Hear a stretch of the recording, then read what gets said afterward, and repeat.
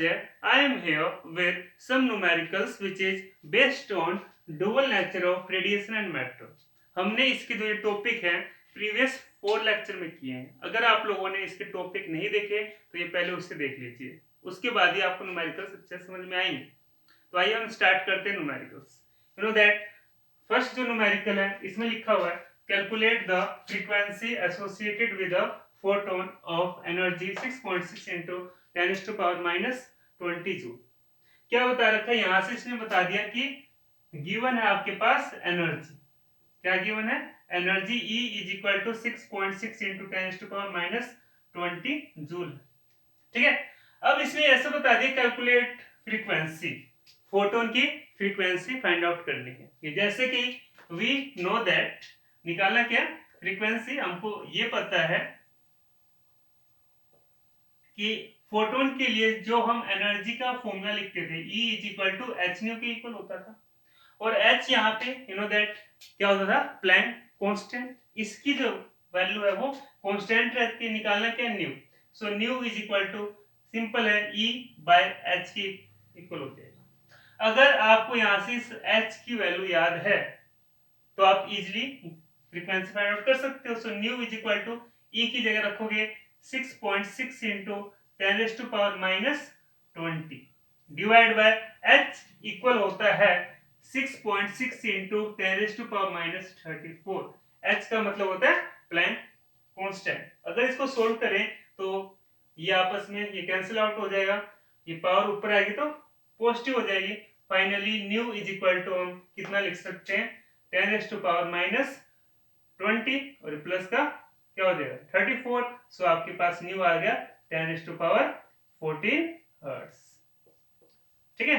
तो अगर आपके पास एनर्जी गिवन है तो इस प्रकार से हम फ्रीक्वेंसी फाइंड आउट कर सकते हैं. मींस यहाँ पे न्यू आ जाएगा 10⁻14 हर्ट्ज. कर लोगे, आसान सा न्यूमेरिकल है, 1-2 नंबर पूछा जा सकता है. नेक्स्ट न्यूमेरिकल देखते हैं.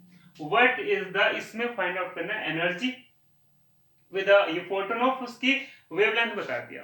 ठीक है. गिवन है आपके पास wavelength. Wavelength means lambda. It is equal to what 4500 angstrom की इक्वल. ध्यान रखना अगर एंगस्ट्रॉम में है तो इसको मीटर में लिखना पड़ेगा.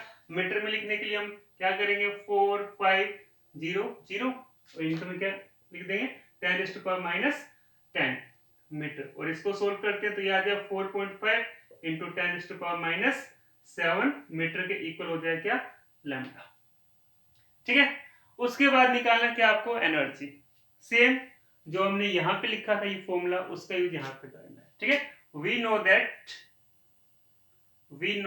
That E is equal to क्या होता है H न्यू और न्यू इक्वल होता है फ्रीक्वेंसी इक्वल होता है C बाय वेवलेंथ मतलब लैम्डा के. सो अगर इसकी वैल्यू हम यहाँ पे रखें तो E is equal to H C by क्या हो जाएगा लैम्डा.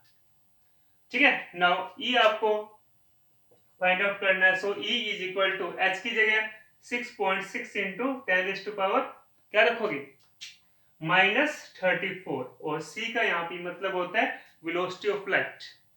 लाइट की जो वेलोसिटी होती है 3 into 10⁸ मीटर पर सेकंड होती है डिवाइड बाय वेवलेंथ हमने यहाँ पे लिखा हुआ है कितनी है 4.5 into 10⁻ क्या है -7 मीटर.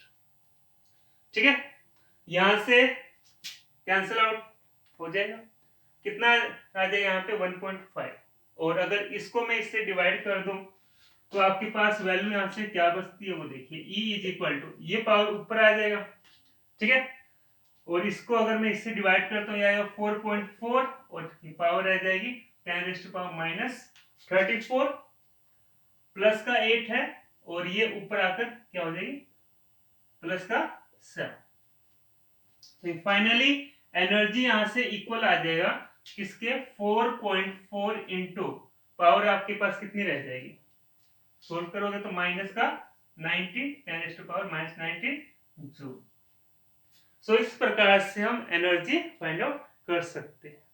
यू नो दैट अगर इसको इलेक्ट्रॉन वोल्ट में लिखना हो, इस एनर्जी को इलेक्ट्रॉन वोल्ट में लिखना हो तो हम यहाँ पे क्या करेंगे E is equal to E की जो भी आपके पास होगी वैल्यू, अगर ये जूल में है ठीक है, इसको हमको लिखना हो इलेक्ट्रॉन वोल्ट में तो हम डिवाइड कर देंगे 1.6 इंटू 10⁻19 से।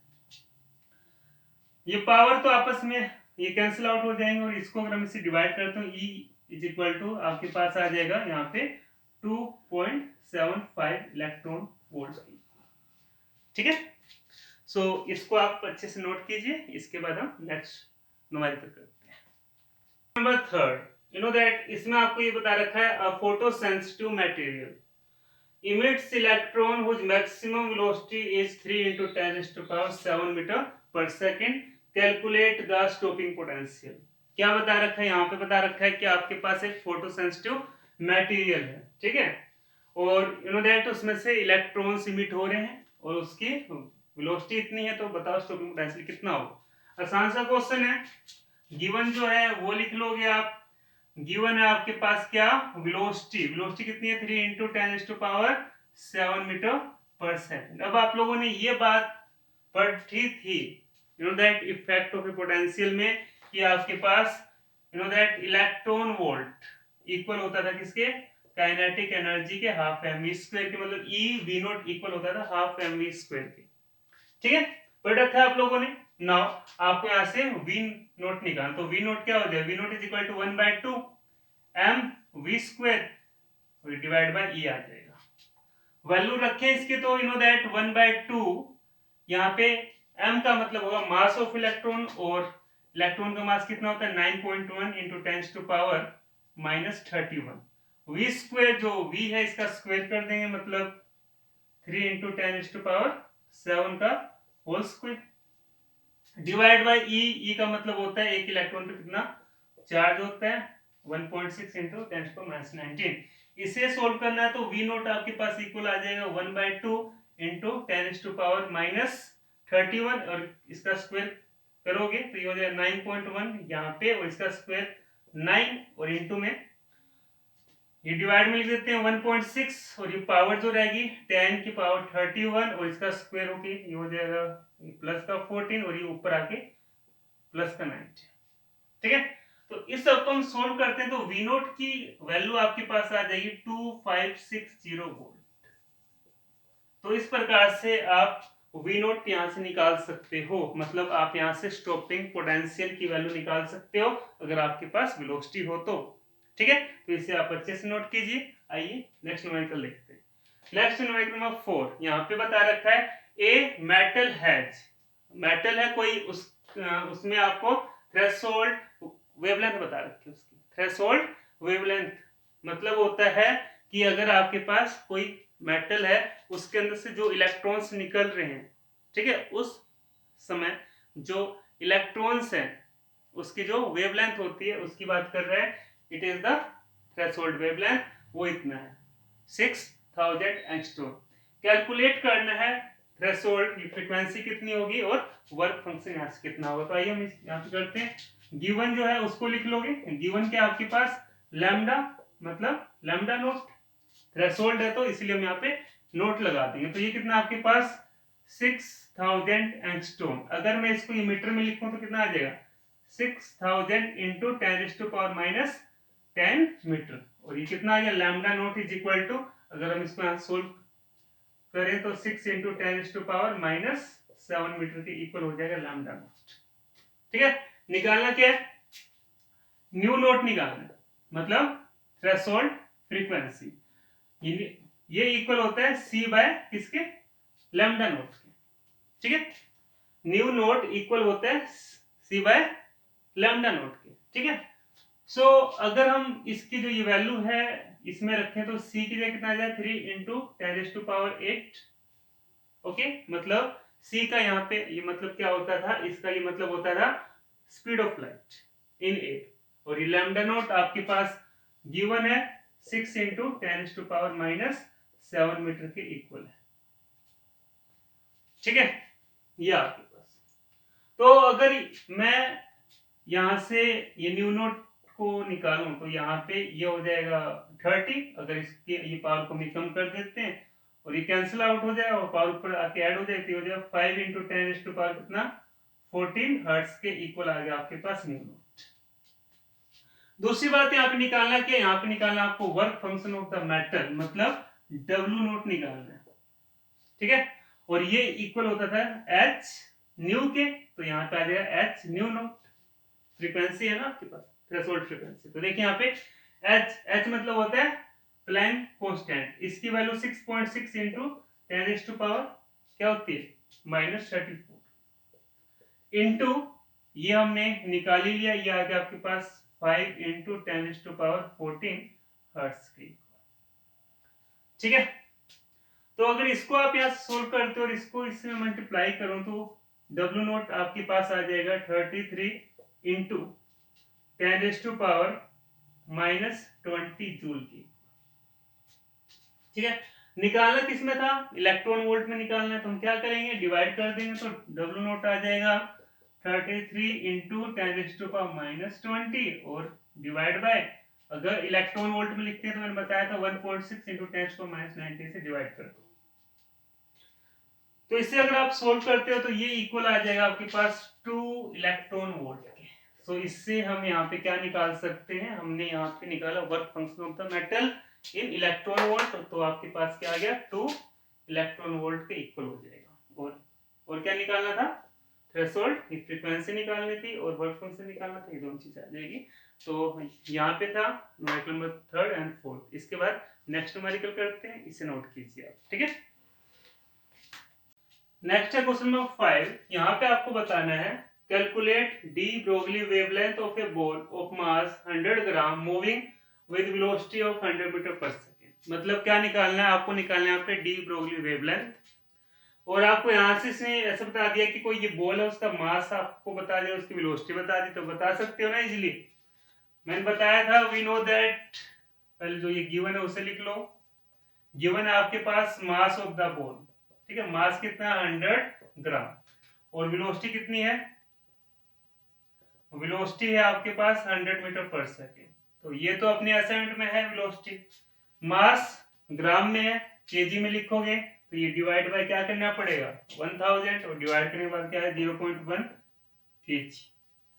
नाउ वेवलेंथ निकालना है, तो आपको ये पता है according to de Broglie wavelength क्या आता था वहां पे होता था लैम्डा इज इक्वल टू, मैं बताया था वो इक्वल होता था किसके, h बाय p के, p का मतलब मोमेंटम। सो ये यहां से इक्वल हो जाए h बाय, और मोमेंटम इक्वल होता है मास इनटू वेलोसिटी के। सो लैम्डा यहां से इक्वल आ जाएगा आपके पास h मतलब प्लैंक कांस्टेंट, इसकी वैल्यू रखोगे 6.6 इंटू 10⁻34 डिवाइड बाय मास कितना है 0.1 और इंटू वेलोसिटी कितनी है 100 मीटर पर सेकेंड, मतलब 100, ठीक है। तो अगर मैं इसको यहाँ सोल्व करूं तो क्या आ जाएगा, ऊपर तो रहेगा 6.6 इंटू 10⁻34 और ये यहाँ पे हो जाएगा कितना 10, ठीक है। 10 जब ऊपर आएगा तो आपके पास लैम्डा की वैल्यू आ जाएगी 6.6 इंटू 10⁻35 मीटर की। तो सिंपली इस पे एक या दो नंबर का क्वेश्चन आ सकता है कि अगर आपको वेवलेंथ निकालना हो, मास है एंड वेलोसिटी है, सो आप इस फॉर्मूले की यूज से फाइंड आउट कर सकते हो। एक हमने ये टॉपिक किया था कि अगर आपके पास कोई इलेक्ट्रॉन हो, उसकी वेवलेंथ निकालनी हो तो उसका फॉर्मूला क्या होगा, तो उसी को क्वेश्चन, अगर आपके पास ओनली ये पोटेंशियल है तो आप इलेक्ट्रॉन की वेवलेंथ निकाल सकते हो। सो यहाँ पे क्या है गिवन लिख लोगे, पोटेंशियल V है कितना 100 वोल्ट, और आपको ये पता है कि इलेक्ट्रॉन की वेवलेंथ निकालने का फॉर्मूला क्या होता है, वो होता है V is equal to 12.27 divide by under the root of V angstrom होता है, ठीक है। तो now V is equal to कितना आ जाएगा ये, और ये डिवाइड बाय रूट ऑफ 100, और ये किसका रूट होता है 10 का होता है ना, तो ये 12.27 डिवाइड बाय 10 हो जाएगा एंगस्ट्रॉम की, और इसको अगर डिवाइड करते हो तो आपके पास ये फाइनली भी आ जाएगा 1.227 एंगस्ट्रॉम की। तो इस प्रकार से सॉरी आप यहाँ पे लैम्डा निकाल रहे हो तो यहाँ पे क्या आएगा लैम्डा, ठीक है। ये वेवलेंथ निकाल रहे हैं तो यहाँ पे क्या आएगा वेवलेंथ लैम्डा, ठीक है। तो ये आपके पास आ गया कि अगर आपके पास कोई इलेक्ट्रॉन हो, ठीक है, उसकी वेवलेंथ निकालनी है तो ये फॉर्मूला आपको यूज करना है। इजी सा ये क्वेश्चन है, इसे नोट कीजिए। उसके बाद हम नेक्स्ट न्यूमेरिकल करते हैं, ठीक है। नेक्स्ट है हमारा न्यूमेरिकल नंबर 7। यहाँ पे हमें बता रखा है de Broglie wavelength of A particle of mass. मतलब अगर आपके पास वेवलेंथ है वो कितनी है 2.2 एंगस्ट्रॉन है, ठीक है, और उसका मास इतना बता रखा है, ठीक है। इतने मास के ये पार्टिकल की वेवलेंथ कितनी है 2.2 एंगस्ट्रॉम। तो यहाँ पे फाइंड आउट क्या करना है, velocity and kinetic energy of A particle, ठीक है। सिंपल सा क्वेश्चन है, आइए सोल्व करते हैं इसे, ठीक है। देखिए गिवन जो है फर्स्ट ऑफ ऑल हम वो लिख लेंगे। मास बता रखा है ये पार्टिकल का कितना 1.6 इंटू 10⁻27 kg आपके पास मास है। वेवलेंथ लैम्डा है 2.2 इंटू 10 एंगस्ट्रॉन है। तो अगर इसको मैं ये मीटर में लिखूं तो क्या करते हैं हम, मीटर में लिखने के लिए मैं बताया था 2.2 इंटू 10⁻10 से इसको मल्टीप्लाई कर देते हैं, आ गया मीटर में। उसके बाद आपको निकालना क्या है, वेलोसिटी निकालनी है एंड काइनेटिक एनर्जी निकालनी है, दो चीजें निकालनी है। तो आइए देखते हैं कैसे करते हैं। वी नो दैट, हमें ये पता है डी ब्रोगली वेवलेंथ किसके इक्वल होता है, according to de Broglie wavelength क्या होता था वहां पे, lambda is equal to H by M V के इक्वल होता था, मास इंटू वेलोसिटी के इक्वल। निकालना क्या है, v निकालना है। यहाँ से v निकाल सकते हो, v आ जाएगा इधर, सो v इज इक्वल टू ये हो जाएगा h बाय m लैम्डा, ठीक है। नाउ अगर यहाँ पे इसकी हम वैल्यू रखें सो क्या आ जाएगा, h की जगह Planck constant 6 into 6 10⁻⁻34 divide by m, mass KG में है 1.6 इंटू 10⁻⁻27 kg, इंटू में क्या चाहिए लैम्डा, तो लैम्डा रखोगे यहाँ पे, इसकी वैल्यू है 2.2 इंटू 10⁻⁻10 मीटर। इसे यहाँ से सोल्व करोगे तो सोल्व करने पे ये डायरेक्ट मैं इसका आंसर बता रहा हूँ और आपके पास आंसर आएगा ये 1.875 इंटू 10⁻³ मीटर पर सेकेंड। ये आ जाएगी आपके पास वेलोसिटी। दूसरे यहाँ से निकालना क्या, काइनेटिक एनर्जी। तो सिंपली आप निकाल सकते हो, काइनेटिक एनर्जी किसके इक्वल होता है, हाफ एम वी स्क्वायर के इक्वल होता है, हाफ एम वी स्क्वायर। तो सिंपल है, kinetic energy is equal to 1/2, mass आपको कितना बता रखा था 1.6 इंटू 10⁻⁻27 इंटू में वी स्क्वायर हमने यहाँ से निकाल लिया v की वैल्यू, तो ये हो जाएगा 1.875 इंटू 10⁻³ और इसका होल स्क्वायर, ठीक है।